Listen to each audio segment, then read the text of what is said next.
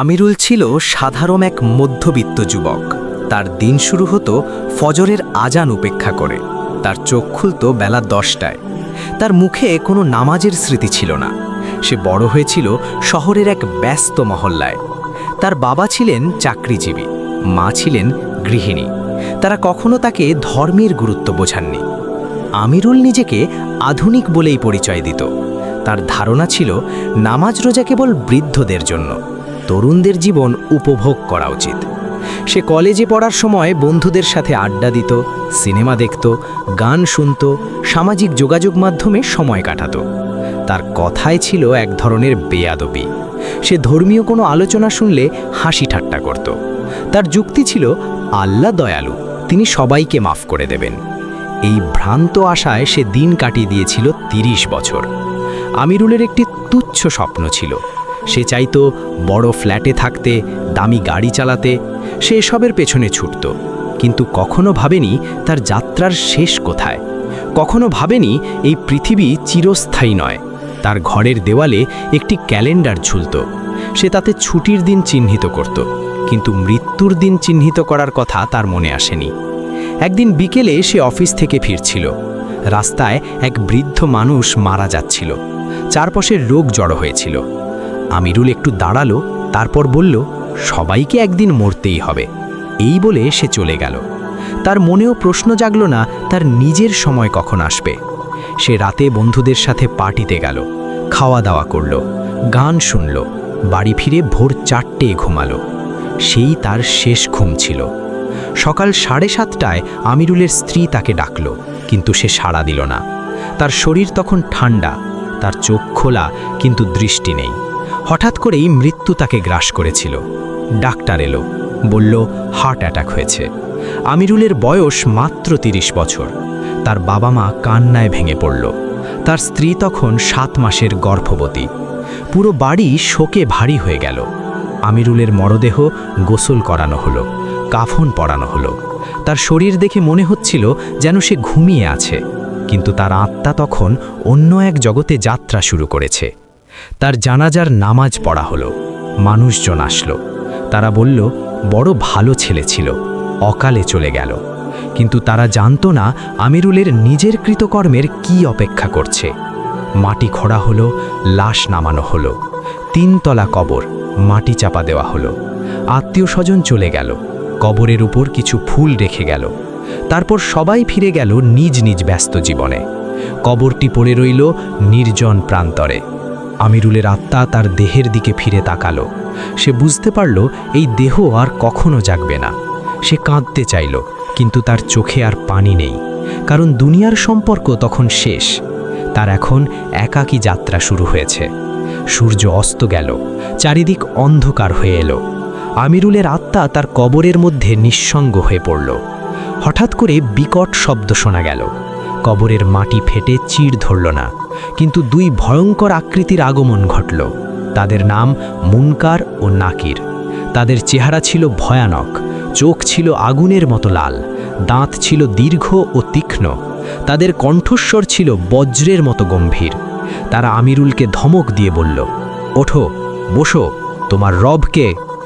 আমিরুল কাঁপতে লাগল। তার জিহ্বা শুকিয়ে গেল। সে ভুলে গেল তার রবের নাম। মুনকার আবার প্রশ্ন করল, তোমার রব কে? আমিরুল কিছু বলতে পারল না। তার মুখ দিয়ে বেরোলো শুধু হা হা শব্দ। নাকির বলল, তোমার দিন কি? আমিরুল দিনের নামও ভুলে গেল। সে দুনিয়ায় নামাজ পড়েনি, কুরআন পড়েনি। সে কখনো নিজেকে জিজ্ঞাসা করেনি তার স্রষ্টাকে। তাই আজ তার কোনো জবাব নেই। তারা বলল, তোমার কিতাব সম্পর্কে কি জানো? আমিরুল হতভম্ব হয়ে রইল। সে তো কখনো কুরআন হাতেই নেয়নি। তার ঘরে একটি কুরআন ছিল, কিন্তু সেটি ছিল শুধু সাজানোর জন্য। বছরের পর বছর তাতে ধুলো জমেছিল। মুনকার ও নাকির একই প্রশ্ন বারবার করল, কিন্তু আমিরুলের কোনো উত্তর নেই। তারা এক দৃষ্টিতে তার দিকে তাকিয়ে রইল। তাদের চোখে ছিল ঘৃণা আর ক্রোধ। তারা বলল, তুই জানিস না? তুই বান্দা হয়েও নিজের মালিককে চিনিস না? এরপর তারা একটি লোহার মুগুর বের করল। সেই মুগুর দিয়ে তারা আমিরুলকে আঘাত করল। একটি আঘাতেই সে চিৎকার করে উঠল। যন্ত্রণা ছিল অসহ্য, কিন্তু সে আর দুনিয়ার মতো কাউকে ডাকতে পারল না। তার চিৎকার কেবল নিজের কবরের মধ্যেই সীমাবদ্ধ। পৃথিবীর কেউ তা শুনতে পেল না। আমিরুল ভাবত মৃত্যুর পর সব শেষ, কিন্তু বাস্তবতা অন্যরকম। কবরটি তার জন্য গহীন অন্ধকারময় এক কারাগারে পরিণত হল। চারিদিকে কেবল ভয় আর নিঃসঙ্গতা। সে আগুনের বিছানায় শায়িত হল। তার কাফন আগুনের ফুলকার মতো জ্বলতে লাগল। সে কাতরাতে লাগল, বলল, আমি কি দুনিয়ায় ফিরতে পারি? একটি নামাজ পড়তে পারি? একটি সিজদা দিতে পারি? কিন্তু দরজা বন্ধ হয়ে গেছে। ফেরার কোনো পথ নেই। তার শরীরে সাপ ও বিচ্ছু হামাগুড়ি দিতে লাগল। তারা তার গায়ে কামড়াতে লাগল। দুনিয়ায় সে যেমন সাপ দেখলে ভয় পেত, এখন সাপ তার শাস্তির কারণ সে নামাজ ত্যাগ করেছিল, কুরআন ত্যাগ করেছিল, মানুষের হক নষ্ট করেছিল। কবরের আযাব এতই ভয়ঙ্কর যে তার হাড় গলে যাচ্ছিল, তার চামড়া পুড়ে যাচ্ছিল, কিন্তু মৃত্যু আসছিল না। কারণ পরকালের যন্ত্রণার শেষ নেই। সে তার জীবন স্মরণ করল। মনে পড়ল তার সেই সব দিন যখন আজান দেওয়া হতো আর সে কান বন্ধ করে ঘুমাতো। যখন বলা হতো নামাজ পড়ো, সে উপহাস করত। সে কাঁদতে লাগল, কিন্তু কান্নাও বৃথা। কারণ তখন তওবা করার সময় শেষ। দুনিয়ায় যে সুযোগ ছিল সে তা কাজে লাগায়নি। আজ সে বুঝতে পারছে সেই কয়েক ঘন্টার নামাজ যদি পড়ত তাহলে আজ এই শাস্তি থেকে বাঁচতে পারত। কিন্তু হায়, অতীত ফেরানোর উপায় নেই। রাত যত গভীর হতে লাগলো, শাস্তি তত বাড়তে লাগলো। আমিরুলের অবস্থা দেখে পাশের কবরবাসীরা কেঁদে উঠল। তারা জানত এই লোকটি দুনিয়ায় গাফেল ছিল, এখন তার পরিণতি এই। অবশেষে কিয়ামত এসে গেল, পৃথিবী ধ্বংস হলো। তারা সবাই কবর থেকে উঠল, আমিরুলও উঠল। তার চেহারা ছিল কালো, তার চোখ ছিল নিচের দিকে। সে লজ্জায় মাথা নিচু করল। সব মানুষ উলঙ্গ অবস্থায় জড়ো হলো। কিন্তু সেদিন কেউ কারো দিকে তাকানোর সুযোগ পাবে না, কারণ সবার নিজের নিজের হিসাবের ভয় থাকবে। হাসরের ময়দান ছিল বিশাল। সূর্য মাথার 1 মিটার উপরে নেমে এসেছে। ঘাম সবাইকে প্লাবিত করছে। পাপীর ঘাম তার গোড়ালি পর্যন্ত পৌঁছেছে। আমিরুল তার পেটের ক্ষতগুলো নিয়ে দাঁড়ালো। সে তার পিঠের কালো দাগগুলো লুকানোর চেষ্টা করল, কিন্তু সেদিন কোনো কিছু লুকানোর উপায় নেই। মানুষ দৌড়াচ্ছিল। কেউ বলছে পানি দাও, কেউ বলছে আমার মা কোথায়, কেউ বলছে আমি তো নামাজ পড়তাম। আমিরুলের কোনো সাক্ষী নেই, তার কোনো সুপারিশকারী নেই। সে একা একা দাঁড়িয়ে আছে। সে তার বন্ধুদের খুঁজতে লাগলো, কিন্তু কাউকে পেল না। কারণ সেদিন বন্ধুত্বের কোনো মূল্য নেই, শুধু আমল টিকবে। পেশাদারী লোকজন মাঠে উপস্থিত হলো।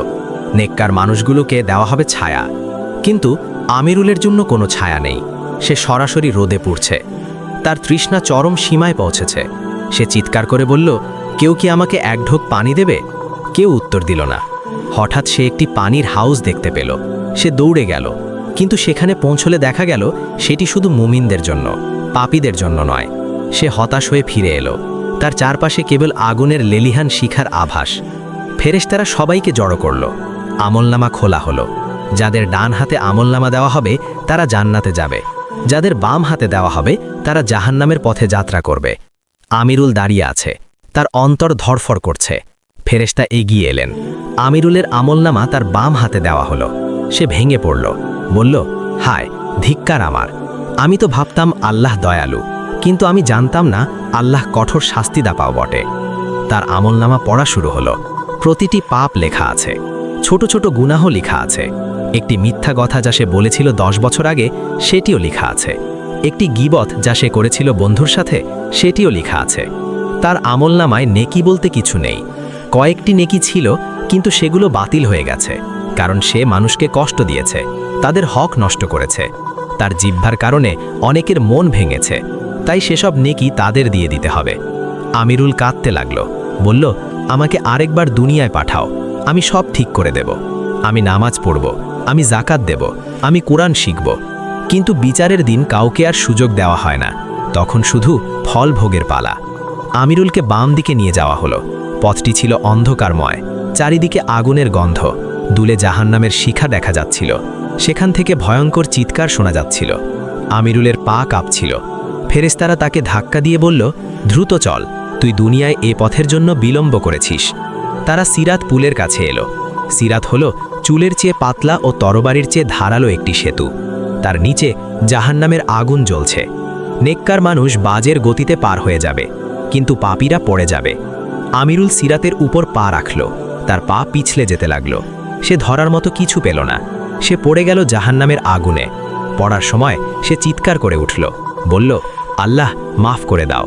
কিন্তু তখন আর তওবার সময় নয়। জাহান্নাম তার মুখ খুলে তাকে গ্রাস করল। সেখানে গিয়ে সে দেখল তার আগের পরিচিত অনেক পাপী লোক। তারা সবাই আগুনে জ্বলছে। তাদের চামড়া বারবার পুড়ে বারবার তৈরি হচ্ছে। আমিরুল জাহান্নামের জাবাব্বান নামক ফেরেশতাদের হাতে পড়ল। তারা তাকে শিকল দিয়ে বেঁধে ফেলল। তার পানীয় হবে পুজ ও গরম পানি। তার খাবার হবে জাক্কুম গাছ, যা পেটে গিয়ে গলে যাবে এবং তার অন্তর জ্বালিয়ে দেবে।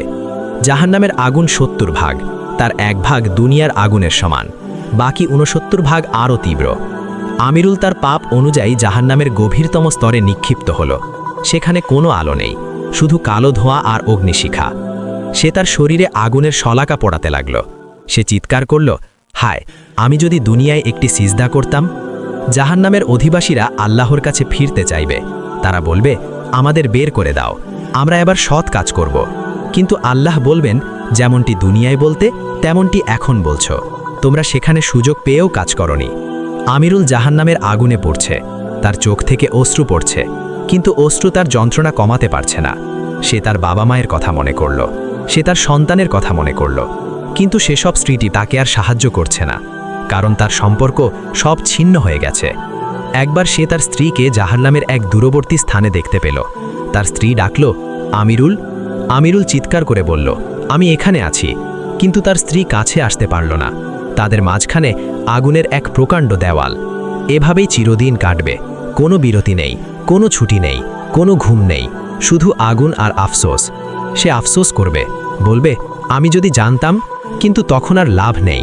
হে পাঠক, আমিরুলের গল্পটি একটি কল্পকাহিনী নয়, এটি একটি বাস্তব সতর্কবাণী। আমাদের প্রত্যেকের জীবন আমিরুলের মতো হতে পারে। আমরা আজ গাফেল, আমরা ভাবি বয়স কম, সময় আছে, কিন্তু কে জানে কোন শ্বাস শেষ শ্বাস। আপনি যদি আজ নামাজ না পড়েন, আজই শুরু করুন। যদি কুরআন না পড়েন, আজই পড়ুন। যদি তওবা না করে থাকেন, আজই করুন। কারণ কবরের প্রথম রাত অত্যন্ত ভয়ঙ্কর। সেখানে বন্ধু থাকবে না, টাকা থাকবে না, বাড়ি থাকবে না, থাকবে শুধু আপনার আমল। মৃত্যুকে ভয় করবেন না, বরং মৃত্যুর পরের অবস্থাকে ভয় করুন। আল্লাহর রহমত অপরিসীম, কিন্তু তার শাস্তিও অপরিসীম। তাই গাফেল জীবন ছেড়ে দিন। আজই সিজদায় মাথা রাখুন, আজই কাঁদুন, আজই দোয়া করুন। হয়তো আল্লাহ কবুল করবেন। আর যদি আপনি এখনও সময় নষ্ট করেন, তবে আমিরুলের মতো আফসোস করবেন। কিন্তু তখন আফসোস করেও লাভ হবে না, কারণ সেদিন দরজা বন্ধ। পরম করুণাময় আল্লাহ আমাদের সবাইকে গাফেলি থেকে বাঁচিয়ে রাখুন, আমাদের কবরের শাস্তি থেকে রক্ষা করুন, হাসরের ময়দানে আমাদের মুখ উজ্জ্বল রাখুন এবং জান্নাতের উচ্চ মর্যাদা দান করুন। আমিন।